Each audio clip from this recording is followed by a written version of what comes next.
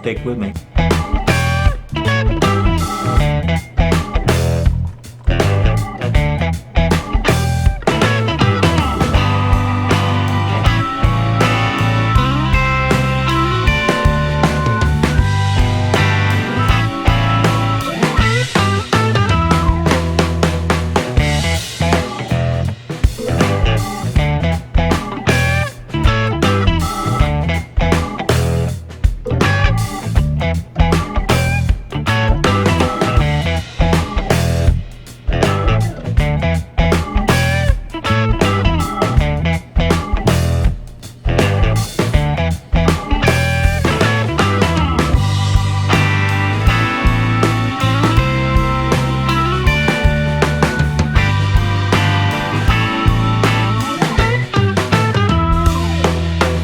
Talk about why I'm doing what I'm doing.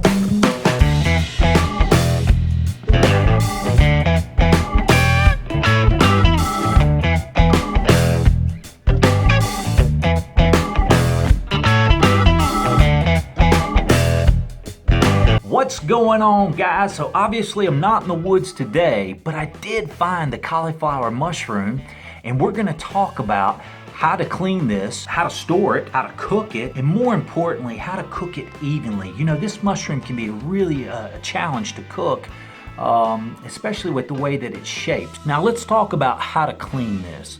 When you clean this mushroom, you're really gonna wanna keep it the base down. You know, let that water just rinse right over the top. But you don't want any of that debris to actually fall through the mushroom. And if you hold it upside down and try to clean it, that's exactly what's gonna happen.